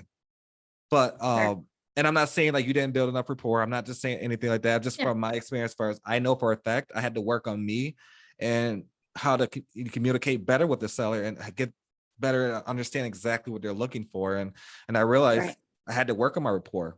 And the rapport at the time specifically, a lot of people think, oh, how many cats and dogs and mice and toads and stuff they got in the house. That's not rapport. Rapport is credibility. That is it. If you got credibility, that's where you get the low, $10,000 down on like a $800,000 asset, or no money down at that. And those investors, especially in multifamily, they're more receptive to that because they're familiar how that actually works. Sure. So And Okay. again, I just wanted to pinpoint that out more so, and because I always throw it back, especially when a seller tells me, so I want 40% down. And I asked them like flat out, like, hey, I just want to make sure I heard that correctly. Did you want 40% down or 4%? I just want to make sure I heard that correctly. And why would you need 40% down? What are you going to utilize that money for? And how can I, like, because there's so many different ways you can word it depending on who you're talking to, but it hasn't happened in a while, but we do get a lot of people that bring to us, say, oh, this seller wants 25% down, this seller wants 30% down. And we let them know we can just go to a bank and get the same terms. Sure. You know what So- to go along with what Yeah. Chris is saying, because you hit the nail on the head, Chris. It does come down to they don't trust you or you didn't do a good enough job building rapport. And I get a lot of those sometimes still too when I talk to people. And when that happens, you know what I say? I say, hey, and I tell them literally what Chris just said. I tell the seller that. So I just want to make sure I heard you were looking for 40%. Is that correct? Got it. Well, I'm just going to be honest with you, John. In my experience, people who are looking for a higher down payment means you probably are asking for a higher down payment just so you feel more secure in your investment because you don't know anything about us. Absolutely. You want to make sure that we can, continue making those payments and all that other kind of stuff. Would I be assuming right? Or I don't want to assume anything, but that's just a guess. And they're like, yeah, no, that's exactly it. And guess what? Once they say that, now I know that that's the objection I get to overcome, which is super Sure. easy. Right. So at that point, I get an, okay, cool. Well, what would make you feel comfortable with moving forward with a company, whether that's us or not, that you would feel secure in, they can make those payments and you can continue a long and prosperous relationship with, because that's something that we're looking for as well. So what would you be looking for in terms of finding somebody that would be credible that you could partner with? So I literally turn it right back and I'm literally that black and white with them. And then they'll tell me exactly what they're looking for. And then I just have to overcome that. Oh, I'd love to know more about your guys' business and blah, blah, blah, blah, blah, blah, blah. Cool. Easy money. Yeah. And then we can kind of go into it. But go back to your original question. If it's negative cash flowing, that's something that I would go back to the seller for. And I do that all the time. I am so transparent with the sellers. It's sickening. Yeah. I'll say, hey, I got with my underwriters. I just want to make sure I heard the terms right. These are the terms you're asking for, correct? Yep, that's it. Okay, cool. So I'm looking that I can rent this out for this. My payment to you is this. So unfortunately, as you can see, I'm in a negative cash flow situation. Is this something, what do you think about this? Where do we go from here? Don't try to solve that problem. Put it in their court. Yep. Hey, we're negative cash flowing. Where do we go from here? What are your thoughts on this? How do we move forward potentially? And then they're gonna be like, oh shit, okay, and put it on them to go back and come up with those terms. Okay. And we That's what recently I would talked do. about this and because we were talking about underwriting, right? Make sure that, as you do the underwriting, we understand what the strategy is, what the numbers are, so that we're confident when we make our offer. Sometimes the offers first pass, they don't look right? This thing is just not going to cash flow for what you want. Rather than push the deal file off and put it in the dead file, call the seller back up and say, here's all the work I did. Here's all the numbers we went through. Here's where we're at and why. What's next? Where do we go from here? That's a great point. Thank you. Literally the best deals come from what Jessie just stated. It really does. Like if you hop on the phone or hop on the Zoom and really have them analyze what they're trying to get, they will have a more, I have to say, a reality check. They have a reality check of what they're really trying to get. It happened to us not too long ago. We it actually worked out in our favor, $74,000 down payment to $0 down payment, but we didn't expect that, but more so it worked out. Awesome. Always put it back on them. Yeah. Always put it back on them. Yeah. I like I said, I'm so transparent. It's sickening. If somebody wants $100,000 down on a $400,000 house or $300,000 house or whatever, they want these enormous, gigantic down payments, and we're only going to cash flow $300. I tell the seller that I'm like, listen, if you were my partner, would you loan would you take out $100,000 so you can make $300 a month? Month. And they're gonna be like, no. Okay, so where do you think we go? Why from should here? I? This is Right. this is what my Absolutely. lenders are looking at as Absolutely. well. And so you just play that middleman, like, oh man, my lenders, my stinking lenders, man, they're not going to do 100,000 for $300 a month. You know, where do we go from here? You know, and you just play that middleman, but it's such a very good and high level negotiating strategy to put that back on the sellers and say, hey, I'm negative cash flowing on here. You know, what are your thoughts? And Obviously, kind my of partners aren't happy about this. They're not excited. bring this whole story back the full circle, how we started the conversation when you guys first came on, the seller for the fourplex in Tyler. This is what I did with her back then because the numbers didn't make sense. And I just laid it all out and said, here's what we would do to get the property up to cash flowing and that'll be worth this. And she took it to heart. And obviously something about that whole conversation stuck because here it is 8-9 months later.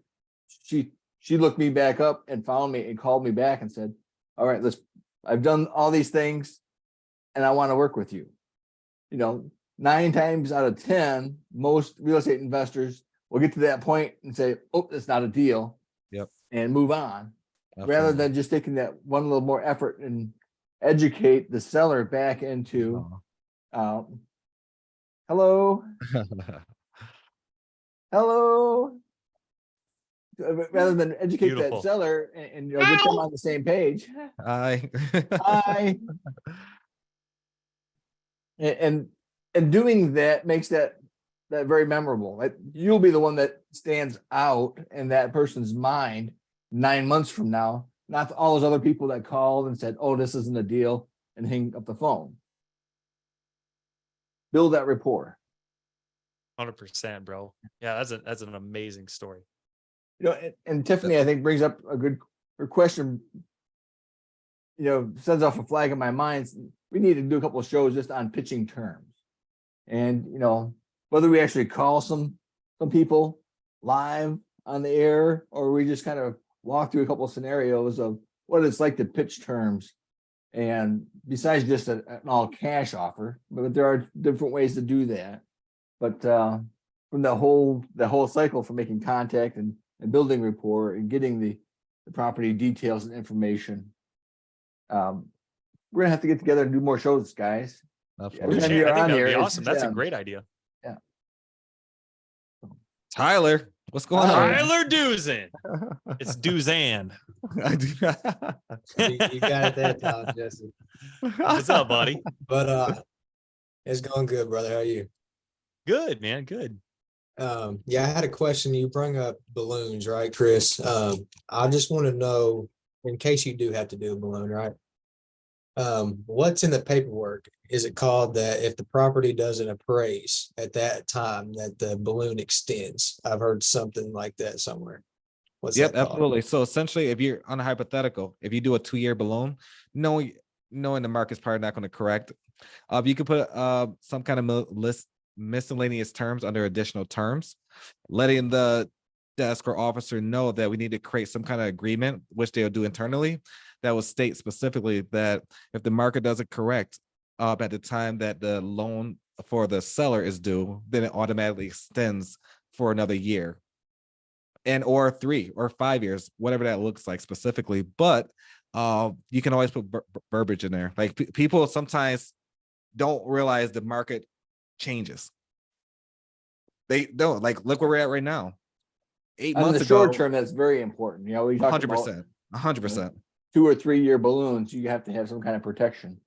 Yeah, And if because the balloon is 20 years from now, that's a different story. Yeah. oh yeah, if it's 20 years ago, I mean, for now we don't have to put no verbiage in there. But Well, Chris and I actually just did that on one of our properties. that is correct. That is correct. Yep. She wanted a 3-year balloon, right? Was it 3 Yeah. years or 4 years? It was 4. And then she wanted we put it in more so it extends literally every single year until the market appraises. I'm sorry, the market corrects, and we have at least, I think it was like 75% or some kind of equity in the property. I can't remember the exact amount we requested, but we had to make sure we had a specific amount so we can actually pay her out. So you can always put whatever you want in the language. Just make sure that the language makes sense to the title company, and also the language mirrors the county and the state. That is very key, because if it doesn't, then you kind of avoid that specific section and all. Okay, so that's something that you put in the purchase agreement? Yeah, purchase and sell agreement. Okay. That's a great Sweet. question. Definitely a great question. That's why, when balloons, people approach us with balloons, we want to see that original underlining purchase sell agreement. See, is that what that look like? Like, people send us agreements all the time and we want to buy it, and they send us assignment agreement. We're not signing that without seeing the purchase and sell agreement. We got to see exactly what we're getting ourselves into. Hence, our podcast, the House of Cards. Guys, if you're not in that group, we actually have a podcast and also a Facebook group called the House of Cards with Chris James and Jessie Stanton. That's the reason why we created it, because initially you never know what kind of deal you're going to be, what kind of hand you're going to be dealt when buying real estate. You just never know. So initially, we always put this clause. It became a standard.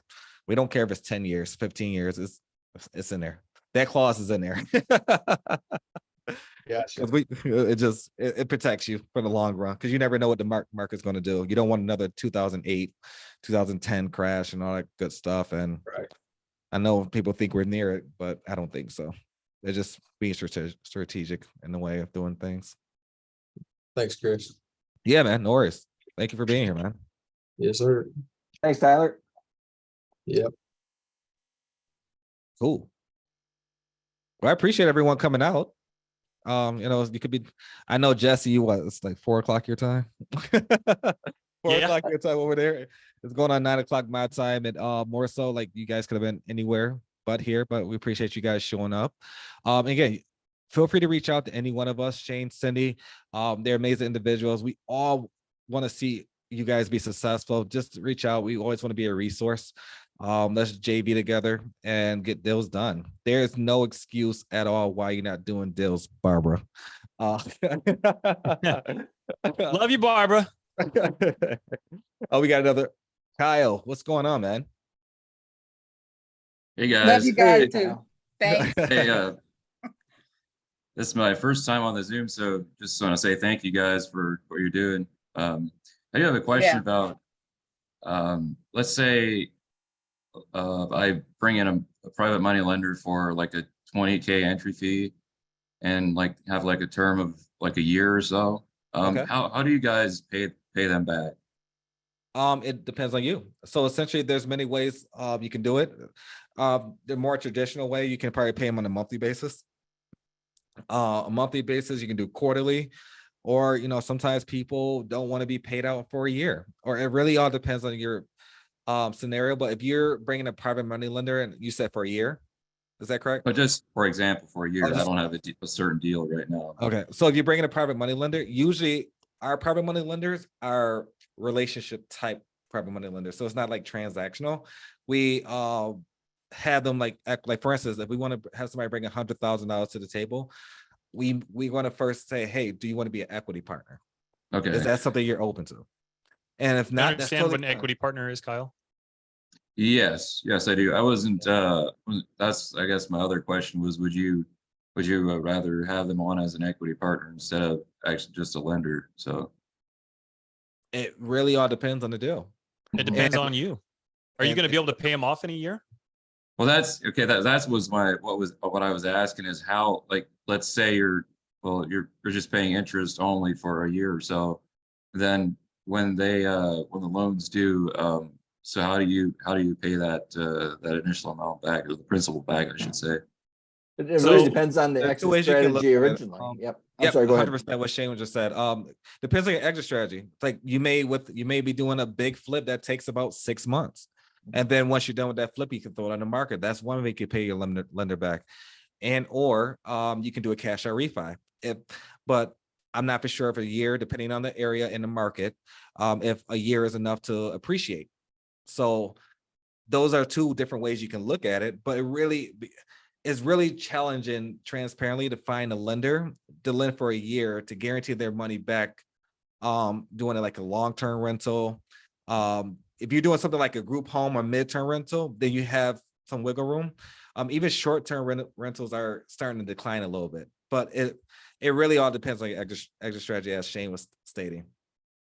Okay, gotcha. That answered my question. So thank you. Yeah, absolutely, man. Absolutely. Make sure you know what your exit strategy is before you even get something under contract. Correct. Like So- don't get something under contract and then be like, oh, let me see what I can do with this property. Let me try to figure something out. Yeah, so I'm looking for like buy and hold short term and long term. So I wasn't sure if there was a way to actually pay them back. Like let's say I take over a mortgage like Subto, and then yeah, I wasn't sure how I would be able to pay them back, and then let's say whenever their terms is up. So you're looking for a buy and hold? yes, that's what I'm So- looking to buy. So So I just want to go ahead. I suggest go ahead. Oh, you're good, brother. Go ahead, brother. So I want to touch on that. So if you're doing a subject to, right, one way you can pay them back is basically off of the cash flow on the property. That's okay. one way you can do it. So essentially, maybe you're giving them a little bit more cash flow a month, and you're taking a little bit less until they recuperate whatever the dollar amount that was given.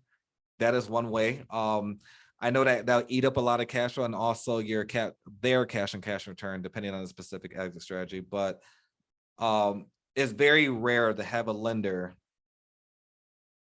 And again, it all depends on subject to for about a year, unless you mentally preparing at that 12-month mark to replace that lender with another lender. Mhm. That's and then you're kind of in that boat if you want to do that. That's totally fine. Is that happening out there? 100%. It's extremely rare, but within creative finance, you can do anything you want, long as two parties agree, and it's you could write it on a napkin and send it over to title. So, Kyle, do you know what a lease option is, or do you know what a wrap is? Yes, I'm familiar with that. Yeah. You're Okay. familiar with it, or you know what it is? Yes. So the wrap would be you would take over the mortgage or seller finance or hybrid, and then wrap it into sell it to somebody on a wrap and take a cut of the add interest on top of the whatever you took over, and essentially just make money on that. Is that correct?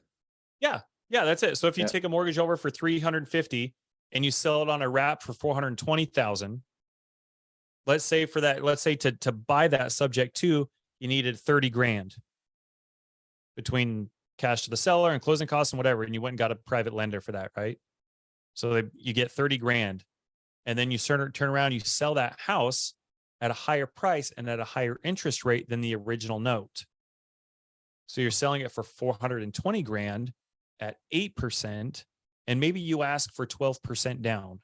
Well, let's just say 10% because I'm really bad at math. Math is my Achilles heel. So 10% of 420,000 is 42 grand. Right? So a buyer comes to the table and cuts you a check for 42 grand at closing. You take that 42 grand, you pay your lender back 30 grand plus their interest, and then you pocket the rest. Now you own that note, and you're cash flowing on that every month. Now your lender's paid out, and it's just you. So there's a lot of different ways you could go about it. But like Shane was saying, and like Chris was saying, it all depends on your exit strategy. And you've got to make sure that you understand exactly what you're going to do with that property. I would even suggest having a plan A and a plan B lined up. Chris and I own a property right now that we just purchased recently that we were planning on doing a lease option on. And so we were advertising it. Well, when we underwrote it as a lease option and as a rental in the event that we couldn't get a lease option tenant in there in time. Yep. Which actually ended up happening. We couldn't get a lease option tenant. Everybody who reached out to us didn't have the $20,000 to put down on this, but they were willing to pay a much higher rental rate every month than what we were asking. And so we had to pivot to a rental. Luckily, our cash on cash with our rental is very, very well as well. It is very, very good as well. So just make sure that when you're taking these things down, that you got a plan A and a plan B for your exit strategy in case something doesn't happen. It'd be great to wrap it, but what if you don't find anybody in that particular market who can come in and put 42 grand down? Now, what are you going to do to pay your lender out and make this mortgage payment and all of its holding costs? Does that make sense? Yes, yeah. And Kyle, Amazing question, though. very similar to the previous question they answered. You might be able to negotiate with your private money lender and say, okay, I'm going to keep this property. And in 12 months, I'm going to find another private money lender to replace you. Yep. It may take me a month or so extra to do that, but will you stay with me and work with me during that time frame? And that's something that we see a lot too, because a lot of private money lenders get nervous when they go past 12 months. They don't want to agree to that up front. And truth be told, a lot of them, once they get into it, they just want that reoccurring interest payment. So as long as you've been taking very good care of them, sometimes that same person will roll over another 12 months with you. That's a good question. Actually, a yeah. statement. Cindy, how have we been doing? She's probably on the phone right now, but No, I'm here. I'm listening. I'm listening. I am listening and I'm here. okay. Yes, that's exactly. I do not, Chris has my money and he needs to keep it. And just keep the checks a-flowing. Yep, that is a true statement. And I tell that story just for that relationship between Cindy and Chris, is that when I first met Cindy, and we were both Gator lenders, and we were both chasing the very short term. Ooh, we got feedback on. There you go. It's her in a golf course. The wind's blowing in her hair. Yeah, the music in the background. Yeah. And she was really wanting that 30 days or less. It was really what she was looking for in all her loans. 2 weeks was a long loan. 30 days was like, oof. And if you want something longer than that, forget about it. Chris talked her into doing this loan. And now what she realized that she was always chasing the next deal, and there's downtime between that. So even though, yes, she was getting a higher interest rate or a chunk of money for a short term, it just takes time and it's stressful. And overall, over the averages, it wasn't really that much better. It wasn't worth all the work. So you find a good private money lender, take very good care of them, can treat them like gold, because they are. They think the same of you. If you're out there doing your part of the relationship, going out, finding the next deal, making the payments on time, making sure that their money is secure, it's a win-win for both of you. Oh, absolutely. Absolutely. And Kyle, I think you bring up I think that's a phenomenal question for a lot of people, because when they hear raps, they think, oh, what is it? What even is a rap? And a lot of people don't understand there's actually different methods of raps. You got exact raps, mirror raps, you got inclusive raps. And there's so many different ways of doing it. But the way Jessie and Shane just summed it up, those are the more common raps. But it will be times where you may have to go into an inclusive rap and also exact rap or a mirror rap, which from state to state that varies. Like perfect example, in the state of Texas, if you're rapping something, technically it is illegal. If you put a balloon on it, it needs to be a minimum 8 years minimum. And so it's a lot of nuances, right? And that's just Texas. Texas is I want to say difficult. It has a lot of obstacles, which a lot of people don't understand, especially doing raps in Texas. That's why a lot of people stay away from raps in Texas. However, Florida, the reason I keep bringing up Florida, Pennsylvania, I love those states. I personally love those states. That's where, a lot of our properties are, and they're more investor friendly, and, so on and so on. It's just learning and learning, growing, and just understanding exactly what the different verbiage of raps is. I think that's the Zoom itself, Shane. For sure. But no, I think Tyler, that's a great question. That I mean, say Tyler. I'm sorry, I'm looking at Tyler on the screen, but Kyle. I think that's a phenomenal question, because when it comes to raps, it could be challenging. It could definitely be a challenge if you don't know what you're doing. But I think more so, you asking this question, I just know that you're going to do great, because you're trying to get knowledge about it now, and just more so. And when it comes to the PM stuff, feel free to reach out to any one of us. We can definitely guide you through those conversations and help you through that, because you always want to make sure you get your PM. I'm seeing PM, but private money lender payback. You definitely don't want to be that guy that don't pay your private money lender back. Okay, yeah, I'm a gator as well, and I've been able to talk to some or build some relationships with private money lenders. So I'll have to talk to them and we'll figure something out. So appreciate it, guys. No, appreciate you. Thank you, Thank you. Kyle. Appreciate it.